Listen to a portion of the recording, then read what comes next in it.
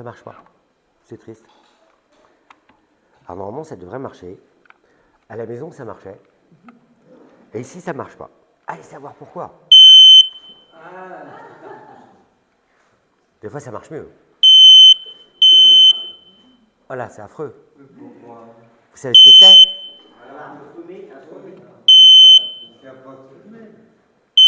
Pardon? Il n'y a pas de fumée. Non, c'est pas de l'arsène. C'est quelque chose d'important. On va les éteindre. Je vais demander à mon ami de retirer les piles parce que ça se met en route. On ne veut pas après ces trucs-là. En fait, c'est des alarmes. Des alarmes incendie. Vous savez, quand vous êtes chez vous, vous avez ça. Quand vous êtes dans les magasins, vous avez ça. Quand vous allez partout, vous avez ça. Et vous y prêtez attention. Parce que c'est une alarme. Et c'est quelque chose qui résonne. Ah, je peux en parler parce que dans mon magasin, par exemple, on effectue cet exercice 2 fois par an. Au minimum, on doit le faire 1 fois par an. Mais cet exercice d'alarme incendie doit être réalisé par chaque personne dans le magasin. Et vous savez pourquoi? Parce qu'il faut que chaque personne dans le magasin puisse connaître le rôle qu'elle doit avoir lors de cet exercice. Parce que dans un magasin, vous avez du monde. Et donc, il y a des personnes qui vont diriger vers les portes de secours. Il y a des personnes qui veillent à ce qu'il n'y ait personne qui reste enfermé. Il y a une personne qui appelle les secours. Et puis, il y a celle qui compte, au niveau du personnel, que tout le monde est là sur le lieu de rassemblement. Et c'est important. Parce que s'il manque quelqu'un, il faut indiquer aux pompiers, il nous manque, il est resté, il faut aller le sauver. Vous imaginez bien que pour compter ces personnes, il y a un lieu stratégique qui est nommé. Par exemple, on dit c'est cette place de parking où il y a une croix quelque part, c'est là où tout le monde se rassemble. Enfin, vous connaissez ce genre de choses. Et l'objectif, c'est que personne ne manque à l'appel. Il faut savoir que la responsabilité du responsable du magasin, du directeur, est engagée à partir du moment où certaines règles ne sont pas respectées au niveau de ces alarmes. Par exemple, les portes de secours ne doivent pas être encombrées. Ou parfois, vous remarquez qu'il y a des portes de secours, il y a les barres qui sont restées. Elles doivent être retirées. Il faut les enlever. Ou parfois, il y a même des clés, c'est fermé à clé. Il faut que ça soit ouvert. La responsabilité du responsable est de veiller à ce que ça soit normal, ouvert, accessible. La particularité de ces exercices, c'est qu'on les fait tellement de fois, 2 fois, 3 fois. Et je peux vous assurer, puisque je suis bien placé pour en parler, qu'au bout de la 3e ou 4e année, à faire le même exercice, eh ben, l'alarme n'a plus du tout la même intensité. Avec le temps, on n'a pas les mêmes réflexes. Tout d'un coup, les portes coupe-feu ou les sorties de secours ne sont plus dégagées. On commence à mettre des petits trucs devant, c'est pas grave, de toute façon, il ne se passe jamais rien. Parfois même, on oublie de retirer les barres, et je le vois souvent dans certains magasins où les barres sont sur les portes de sécurité. Je pense que même ici, ce matin, j'ai vérifié, on n'a pas la clé là-bas. S'il se passe quelque chose.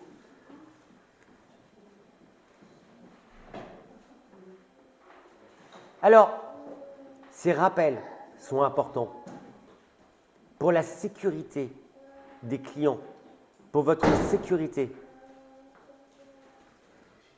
En tant que chrétiens, nous avons un exercice similaire que nous pratiquons toutes les semaines. Et cet exercice, c'est celui de venir à l'église. Ah, vous trouvez ça bizarre, mais non. En fait, venir à l'église, c'est un exercice qui nous rappelle ce que Dieu nous demande. c'est un exercice pour recevoir une parole, des fois d'encouragement, des fois de reprise, d'exhortation. Nous venons à l'église pour écouter le message et recevoir une exhortation tous les dimanches. Et souvent, et parfois, je ne dis pas souvent, on est comme mes équipes, la répétition. Et cette répétition, dans cette répétition, on oublie le sens de pourquoi je viens à l'église. Le sens de qu'est-ce que je fais ici. Le sens de l'urgence. Parce qu'un incendie, c'est une catastrophe. Il y a une urgence. Mais notre monde est dans l'urgence. Et nous vivons dans un incendie. Souvent, on entend la sonnerie de l'alarme. Et on dit « encore !» Eh oui, encore. Nous réagissons un peu comme mes équipes. Encore. Mais pourquoi encore? Parce que la réalité du danger reste le même. Et que l'incendie peut se propager dans notre vie à chacun d'entre nous d'une manière incontrôlable. Parce que le diable agit. Et on oublie ce genre de choses. Les personnes qui nous enseignent dans l'Église, souvent, elles nous répètent les mêmes choses. Et souvent, on dit « Ah, j'ai déjà entendu ça ». Mais les personnes qui nous enseignent et qui sont là, sont placées par Dieu. Parce que ce sont des alarmes pour nous rester éveillés et garder à l'esprit ce qui est important. Chacun de nous, qui connaît son rôle dans l'Église? Vous connaissez votre rôle dans l'Église? Comme pour mes équipes, qui dirige vers les portes de secours? Qui compte que tout le monde est là? Qui est au point de ralliement? Et ça se trouve, vous ne savez même pas où est le point de ralliement. Je vous rassure, le point de ralliement, il est là. Ce matin, vous êtes au point de ralliement.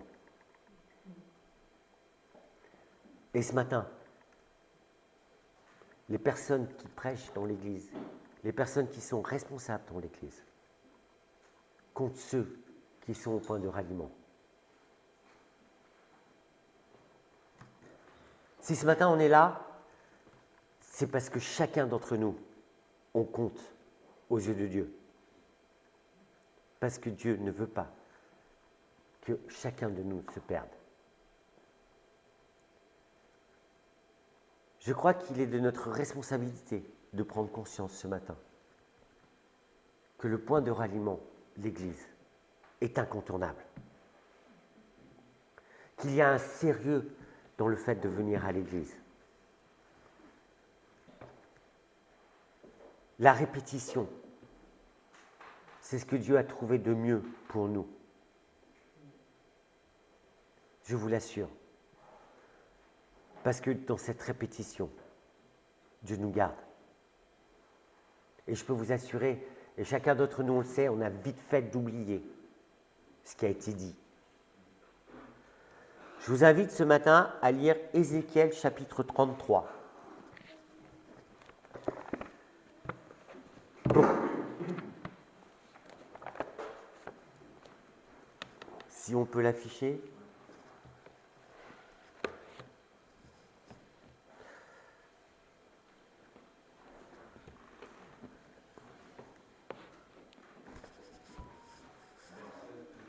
Chapitre 33. Je vais commencer, excusez-moi. Le Seigneur m'adressa la parole. Toi, l'homme, rappelle aux Israélites ce qui arrive lorsque je suscite la guerre contre un pays. Les habitants de ce pays choisissent parmi eux un homme pour être un guetteur. Ils choisissent parmi eux un homme pour être un guetteur. Et dès que le guetteur voit venir l'armée ennemie, il sonne l'alarme pour avertir ses compatriotes. Il y a les ennemis qui arrivent. Hop, il sonne l'alarme pour que tout le monde se... Ah. Mais si quelqu'un entend l'alarme et n'en tient pas compte, et se laisse surprendre et tuer par l'ennemi, il est seul responsable de sa mort. Si je viens à l'église ce matin et qu'il y a une parole de la part de Dieu pour moi, mais que je n'en tiens pas compte, qui est responsable? Il meurt par sa faute. C'est affreux, puisqu'il a négligé l'avertissement entendu. S'il en avait tenu compte, il aurait préservé sa vie. Par contre, supposons que le guetteur... le guetteur. Et là, les guetteurs, ce sont les responsables de votre église. Les personnes qui sont là dans l'église. Pasteurs, anciens, diacres. Ce sont des guetteurs. Voit venir l'armée ennemie et ne sonne pas l'alarme. Ses compatriotes ne sont pas avertis. Et si quelqu'un se laisse surprendre et tuer par l'ennemi, mais là, c'est la faute du guetteur.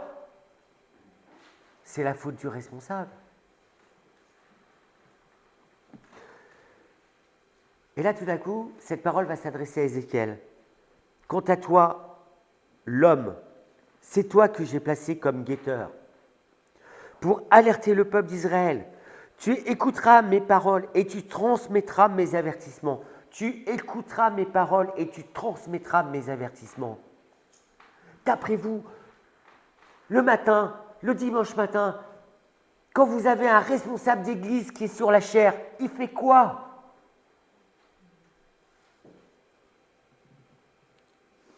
Il a écouté les paroles du Seigneur et il est en train de vous les transmettre. Il n'y a rien à négliger là-dedans. Suppose que j'ai à prévenir un méchant qu'il s'expose à une mort certaine. Si tu ne l'avertis pas d'avoir à changer sa conduite, ben ouais. Ce méchant mourra pour ses fautes, mais c'est toi que je tiendrai pour responsable. Par contre, si tu l'avertis d'avoir à changer de conduite et qu'il ne le fasse pas, il mourra par ses fautes, mais toi, tu auras préservé ta vie. Il y a des promesses dans ce passage. Le méchant qui revient à Dieu vivra, c'est très important.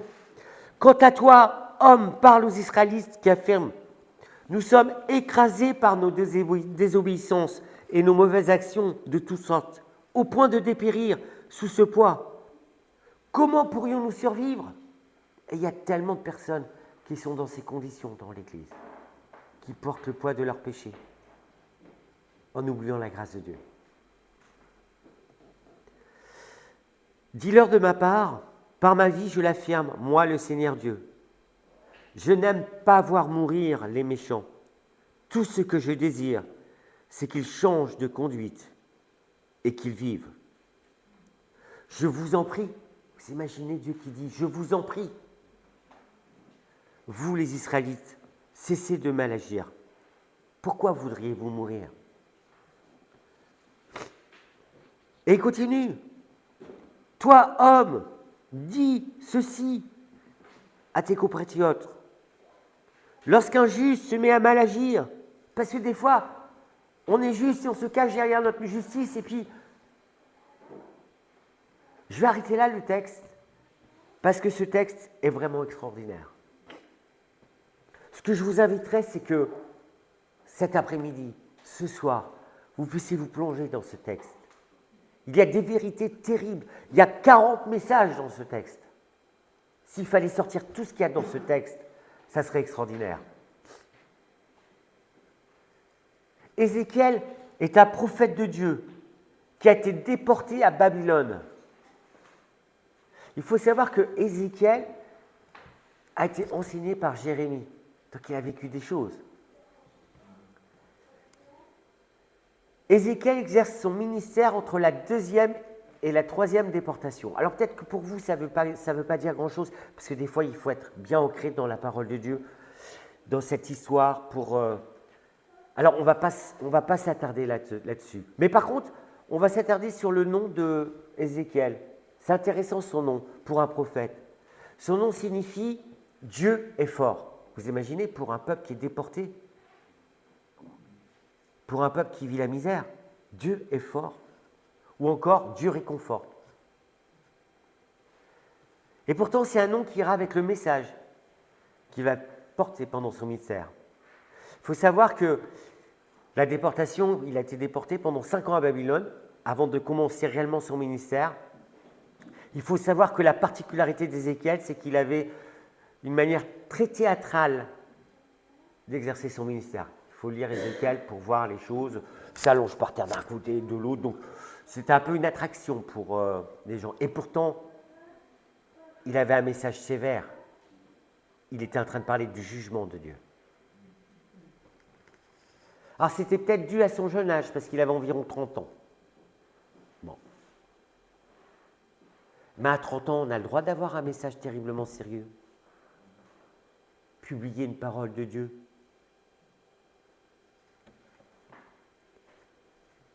Mais tout d'un coup, Dieu va s'adresser différemment à Ézéchiel. Et il va ouvrir un message d'espérance.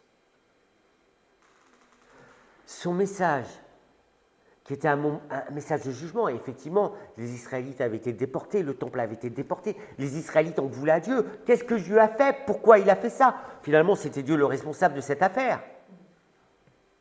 Il faut savoir qu'ils ne se sont jamais remis en question sur leurs agissements à eux. Il faut lire tout le texte, mais ça aurait été trop lent. Mais je crois que le message d'espérance que Dieu nous adresse à travers Ézéchiel est le même aujourd'hui. Dieu a une particularité dans sa répétition. Il nous parle avec des paroles claires. Quand Dieu nous parle, il nous parle clairement. Et nous savons ce que nous avons à faire. Souvent, les paroles que Dieu nous adresse sont saisissantes, afin qu'on soit interpellé. Mais quand on sort d'ici, que reste-t-il? Est-ce qu'on doit se retrouver dans le contexte des Israélites, un contexte de guerre, de déportation et de souffrance pour comprendre quelque chose? Je ne crois pas. Parce que pour les Israélites, comment porter un message d'espérance quand je suis déporté, que mon temple a été détruit, que je ne suis plus à Jérusalem et que je suis avec des inconnus qui m'imposent des choses incroyables? Je rappelle une chose pour les Juifs de l'époque, ils avaient cette certitude que le seul endroit où ils pouvaient prier, c'était au temple à Jérusalem. Et tout d'un coup, ils sont déportés. Et il faut qu'ils découvrent que Dieu leur parle autrement. Et c'est pour ça que pour certains, Dieu est injuste. Il n'a pas fait son job, parce qu'il aurait dû protéger le temple. Et pourtant, si le temple a été détruit, vous savez pourquoi? C'est parce que les Israélites ne marchaient pas selon le cœur de Dieu. Le premier point que j'ai vu dans ce passage, c'est que l'espérance est le message principal que Dieu nous adresse tous les dimanches matins. Quand je viens ici, c'est parce que Dieu me donne un message d'espérance. Je ne porte plus mon péché, je ne porte plus mon fardeau. J'ai un message d'espérance. Je viens ici parce que, oui, comme eux, je suis déporté, comme eux, j'ai plus rien. Mais j'ai l'espérance. Souvent, on a l'impression que tout semble perdu. Alors, dans ce contexte, je crois qu'il est nécessaire pour chacun d'entre nous de comprendre que Dieu a placé des sentinelles pour nous donner ce message d'espérance. Ézéchiel va être établi comme sentinelle par Dieu pour porter cette espérance. La caractéristique, et on l'a lu tout à l'heure d'une sentinelle, c'est d'être à l'écoute de Dieu. Nos sentinelles doivent être à l'écoute de Dieu. Parce que nos sentinelles doivent pouvoir redonner correctement des directives, des encouragements, doivent pouvoir aussi apporter des reproches, donner des exhortations de la part de Dieu, d'une manière fidèle et audible. Un message qui vient de la part de Dieu. Qui d'entre vous a prié ce matin pour que Dieu donne un message fidèle à votre sentinelle?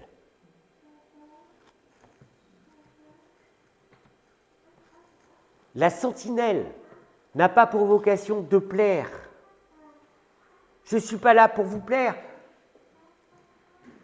Les prédicateurs de notre Église ne sont pas là pour vous plaire. Ils ne sont pas là pour vous adresser des beaux messages avec beaucoup d'éloquence qui vont vous plaire. Ce n'est pas là le message. On est là pour vous prévenir du danger. On est là pour transmettre une parole de la part de Dieu. Ézéchiel 33, verset 7. « Tu dois écouter la parole qui sort de ma bouche et les avertir de ma part. » La sentinelle a une responsabilité tellement importante. Vous avertir du danger. Oui, nous sommes en danger. Le diable nous guette à la sortie. Le monde nous zappe avec des tas de trucs.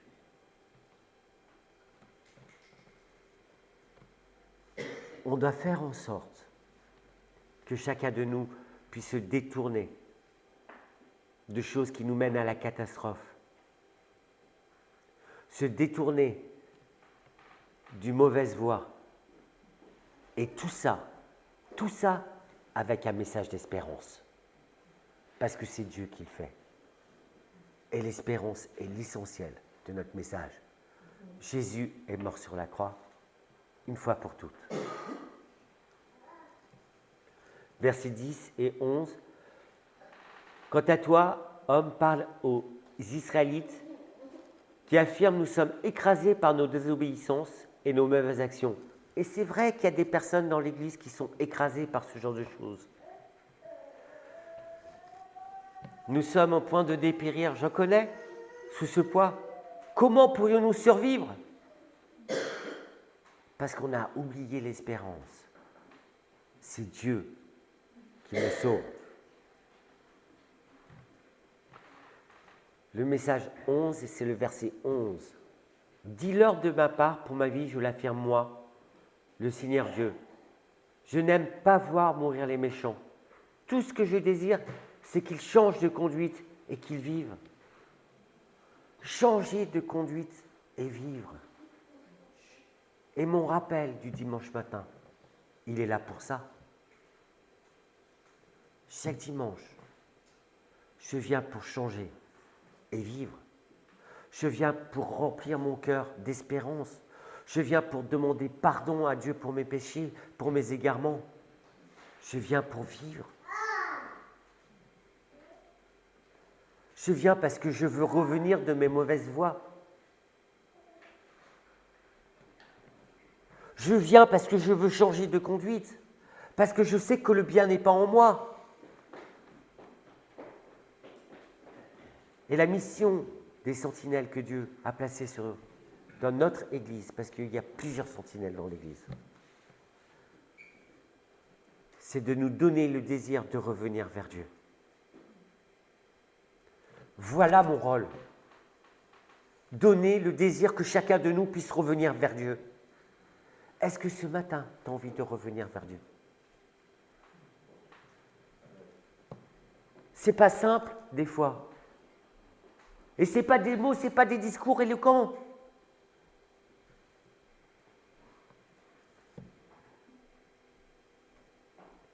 Et des fois, Dieu parle aussi. Dans Ézéchiel 33, verset 15, il s'adresse à eux, parce que Ils disaient Dieu est coupable parce qu'il a fait, mais Dieu leur dit s'il rend le gage, s'il restitue ce qu'il a ravi, s'il suit les préceptes qui donnent la vie, tous les péchés qu'il a commis seront oubliés. Mais vous imaginez? Ce matin, nos sentinelles ont un message d'espérance. Et c'est pour ça que nous devons venir à l'église, pour rester dans l'espérance. Dimanche après dimanche, même si c'est la répétition, je veux recevoir mon message d'espérance. Merci parce que je peux sortir, marcher avec Dieu. Merci parce que je suis pardonné. Et merci parce que quand je sors d'ici, je sais qu'il y a quelque chose de nouveau, parce qu'avec Dieu, c'est toujours nouveau. Est-ce que tu veux saisir pleinement ce message d'espérance ce matin? Ouvre ton cœur.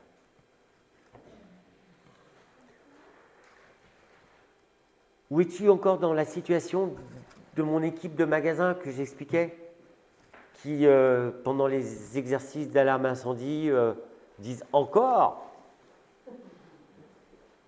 Mais oui, c'est triste. Encore. Je peux en parler parce que quand j'étais enfant, j'ai entendu le message, par exemple, de l'enfant prodigue tellement de fois que des fois, quand j'allais dans une église et que quelqu'un prêchait sur l'enfant prodigue, je disais « encore ». Et puis un jour, à Billy Graham, l'enfant prodigue, il était pour moi. J'ai saisi le message de l'espérance.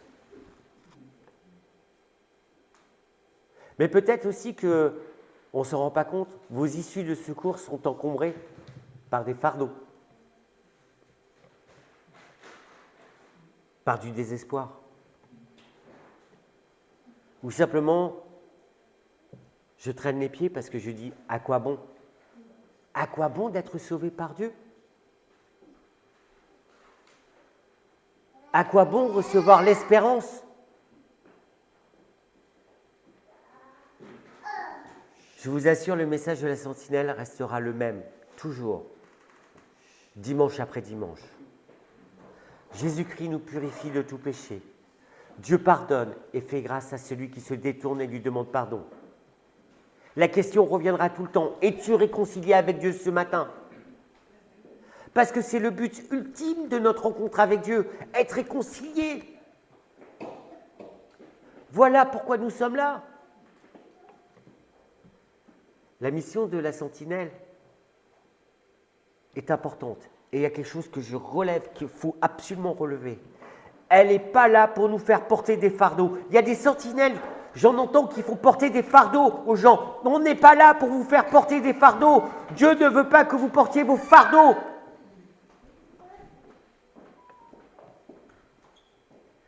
Si tu portes ton fardeau, je t'invite simplement à le déposer à la croix. Dépose ton fardeau à la croix. Je ne veux pas que tu portes ton fardeau. Je ne veux pas te mettre un poids sur les épaules. Parce que Jésus ne veut pas que tu portes ton poids. Il veut que tu déposes ton fardeau.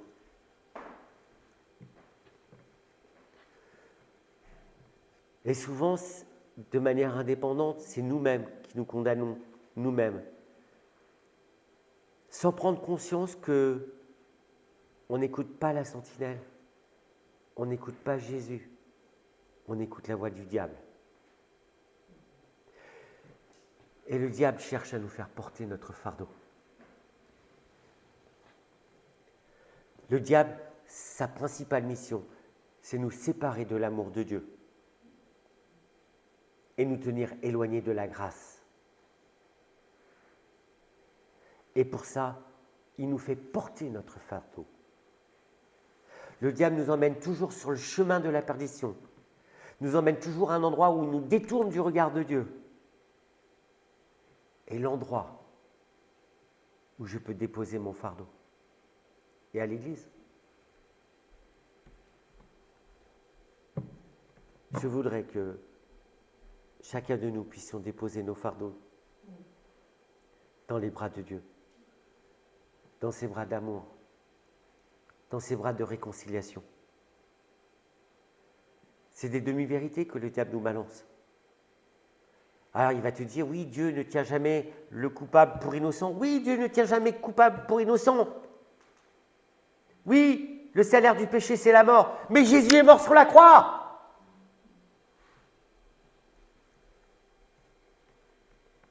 Le diable ne vous dira jamais que Dieu est amour, qu'il est bon. Il vous rappellera jamais que tu es pardonné entièrement par le sacrifice de Jésus de manière entièrement gratuite. Il ne te dira jamais que le Seigneur ne prend pas plaisir à la mort du méchant, mais à ce qu'il se détourne de sa mauvaise voie afin de vivre. Quel message!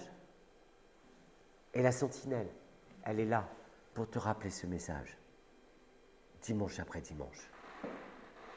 Pas pour te faire porter le poids de ton péché ou de tes fardeaux. Le diable, lui, il te fait croire ce genre de choses. Et il y a des personnes qui ne viennent plus à l'église parce qu'ils disent « Oh, on me regarde, on me juge ». Mais qui juge qui? On n'est pas là pour juger. On est là pour pardonner, réciproquement, pour apporter la grâce, le pardon, l'amour. Alors Dieu a placé des sentinelles dans l'église, afin que dimanche après dimanche, vous et moi, soyons repositionnés dans le message d'amour, de repentance et de pardon que Dieu nous adresse. La responsabilité des sentinelles, c'est aussi d'apporter la consolation, comme Ézéchiel l'a apporté. Mais le plus important, c'est de faire en sorte que chacun d'entre nous, chaque personne qui est dans l'Église, puisse être au bénéfice des bénédictions de Dieu. Dieu veut te donner une bénédiction particulière à toi. La parole n'est pas la même pour chacun d'entre nous, mais c'est la manière dont je me positionne devant Dieu aussi, la manière dont j'écoute, la manière aussi dont la sentinelle va apporter le message.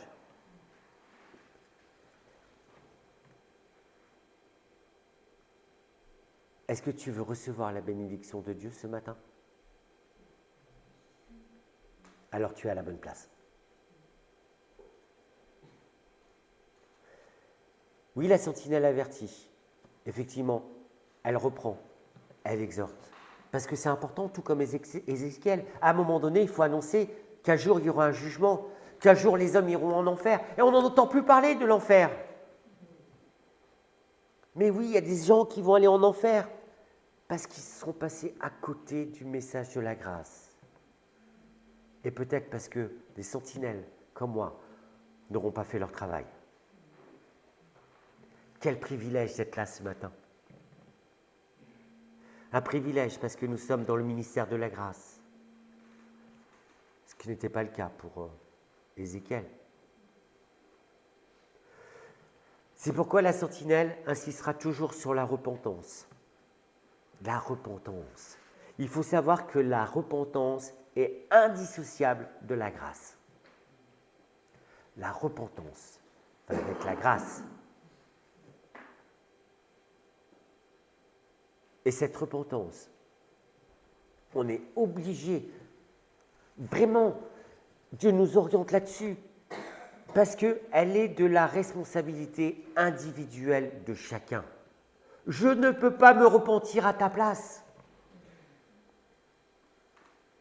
La repentance est quelque chose qui vient du cœur, mais de vous.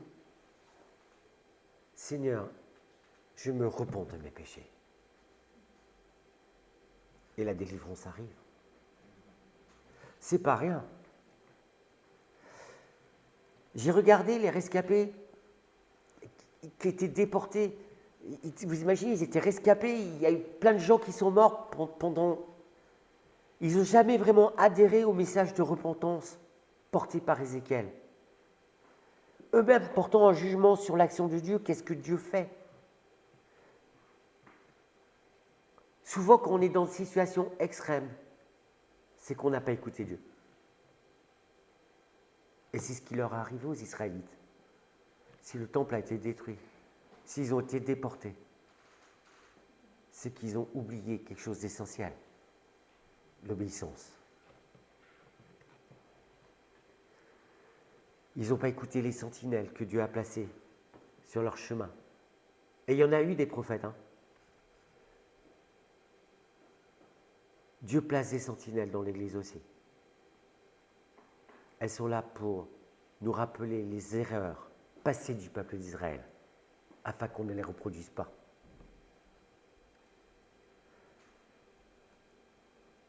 Il y a quelque chose que j'ai noté qui m'a parlé, c'est que notre appréciation spirituelle dépend toujours de notre état moral. Il faut que j'étaye cette phrase parce qu'elle est un peu... Elle m'a parlé à moi, mais... Selon comment on se porte, on va avoir un jugement moral sur Dieu. Si je me cache derrière moi-même et mon péché, je vais accuser Dieu de tous les maux de la terre. C'est Dieu qui est responsable. Mais si moralement, je me positionne humblement et je dis à Dieu, pardonne-moi pour mon péché, tout d'un coup, Dieu n'est plus responsable de tous les maux de la terre. Et je prends conscience que c'est moi qui suis responsable. Quelle appréciation spirituelle avez-vous sur Dieu ce matin? Si nous vivons dans le péché, notre appréciation spirituelle sera forcément mauvaise. Et nous aurons la tentation d'accuser Dieu, de ne pas faire son travail, de ne pas m'aider, de ne pas m'accompagner. Attention, je ne porte pas un jugement sur vous. C'est juste une constatation de quelques petites choses. Souvent, quand on se positionne dans ces situations-là, on rejette les sentinelles que Dieu a placées sur notre route pour nous venir en aide. Et il y a tellement de gens qui rejettent la sentinelle. Et c'est dommage parce que le diable intervient. S'il vous plaît, si vous connaissez des personnes qui venaient à l'église, qui ne viennent plus, rattrapez-les, invitez-les. S'il vous plaît, revenez à l'église. Revenez écouter la sentinelle. Parce que Dieu a quelque chose, un message d'amour, un message de réconciliation, un message de paix, un message de reconstruction. Dieu veut notre bien, c'est pour notre bien qu'on est là.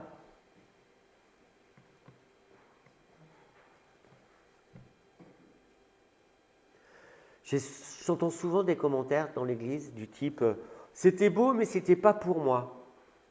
Qu'est-ce que ça veut dire? C'était beau, mais c'est... Ah, c'était éloquent, c'était beau, mais si on lit le texte dans... On va le lire après, je pense. Il disait la même chose. Il a parlé avec beaucoup d'éloquence. On aime l'entendre. Mais que reste-t-il du message? Je pense que notre attitude à propos du message doit être en opposition des versets 30 à 33. Et je vais les lire parce que c'est important. Quant à toi, l'homme, tes compagnons d'exil bavardent le long des murs de la ville et aux portes de leur maison. Ils parlent de toi les uns avec les autres et se disent « Allons donc écouter le message qui provient du Seigneur ». Mais est-ce que je viens dans cet état d'attitude à l'église? Et souvent, il y a des personnes qui viennent dans cet état de cœur. Alors les gens de mon peuple se rassemblent et s'assoient devant toi pour t'entendre.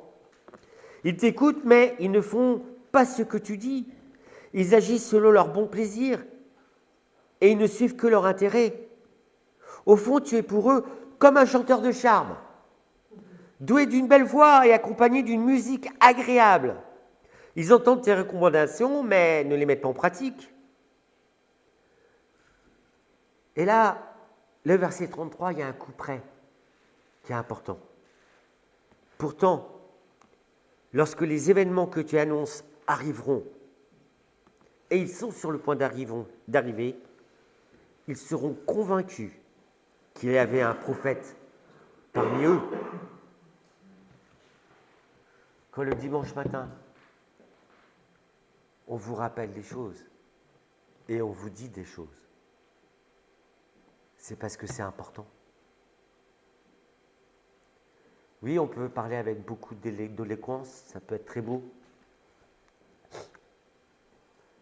Le message qui est apporté par les sentinelles de notre Église, par les sentinelles que Dieu a placées dans notre Église, c'est important. Parce que ce message et ces sentinelles sont là pour que Dieu nous parle personnellement, dimanche après dimanche. Et au lieu de dire c'était éloquent, ou c'était beau, c'était pas pour moi, on doit se positionner en disant Seigneur, tu as parlé ce matin, travaille mon cœur, pour que je puisse pleinement recevoir ta parole et faire ta volonté. Que cette parole que j'ai entendue ce matin puisse me changer en profondeur. Tout comme Ézéchiel, Dieu a placé des sentinelles dans notre Église. Et je vous propose un instant de prière. Je voudrais que vous puissiez prier pour les sentinelles que Dieu a placées dans notre Église. Parce qu'elles sont importantes pour notre santé spirituelle, individuellement, les uns et les autres. On doit prier pour toutes les personnes qui animent la louange, nos prédicateurs, nos anciens, notre conseil d'administration. Elles sont les sentinelles que Dieu a mis dans notre Église pour veiller sur chacun d'entre nous. Que nos sentinelles puissent rester sur les hauteurs, parce que vous avez vu au début du texte, on est sur les hauteurs pour regarder ce qui se passe, pour veiller, alerter, mais surtout être à l'écoute de Dieu, afin que nos sentinelles puissent toujours pouvoir communiquer une parole juste qui changera nos cœurs. Je vous invite à prier.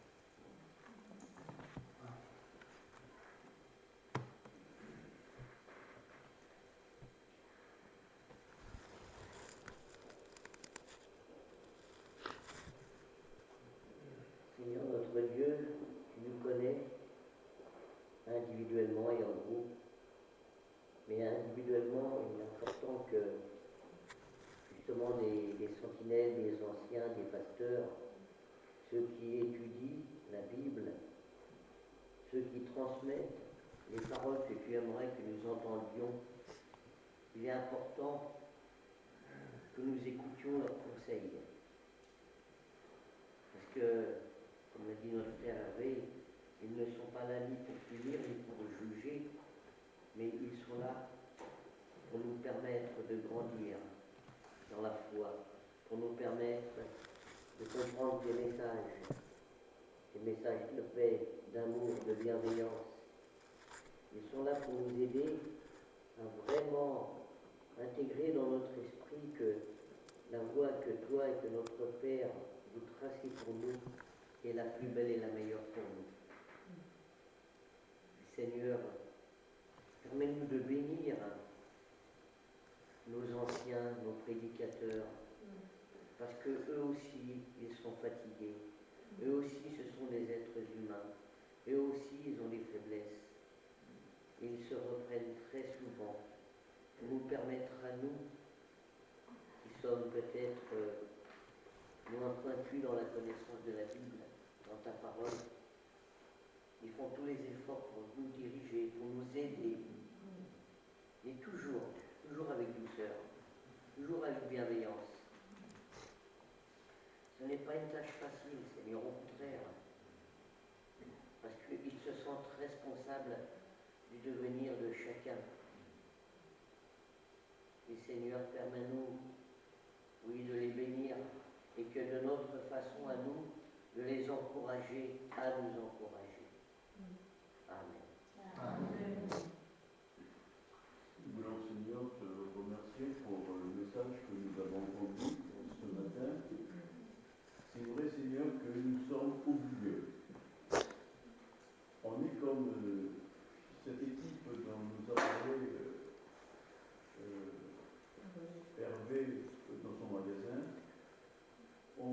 s'habitue.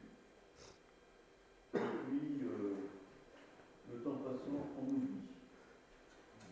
Et Seigneur, ce matin, tu nous réveilles. Tu mets le doigt sur des choses que nous avons enfouies, que nous n'aimons pas. Mais Seigneur, tu nous dis, il faut que tu te réveilles. Il faut que ça change. Et il faut que tu te rappelles des avertissements. Mais en même temps que tu te rappelles que je suis un Dieu qui pardonne. Je suis un Dieu de grâce, qui vient au secours de celui qui appelle au secours. Seigneur, veuille nous aider pendant cette semaine à nous rappeler ce que nous avons entendu ce matin. Que nous puissions, Seigneur, goûter de tes bontés. Que nous puissions goûter, Seigneur, de ta bénédiction. Veuille, Seigneur, nous encourager cette semaine. Que face aux épreuves, face aux tentations, nous puissions, Seigneur, voir ta main puissante agir dans notre vie. Parce que nous voulons, Seigneur, ne pas rester petits chrétiens, mais nous voulons grandir, Seigneur. Nous voulons être à l'image de ce que tu nous demandes. Seigneur, particulièrement, nous voulons avancer dans notre vie en portant nos regards sur toi. Nous voulons, Seigneur, le faire avec la foi. On ne comprend pas plein de choses. On ne comprend pas la maladie. On ne comprend pas certains problèmes qui nous minent parce qu'on ne voit pas la réponse. Mais Seigneur, nous voulons proclamer que par la foi, tu nous accompagnes et tu connais, Seigneur, nos problèmes, nos difficultés. Et tu vas nous aider au moment où il faut. Nous voulons te bénir, Seigneur. Amen. Amen. Au pied de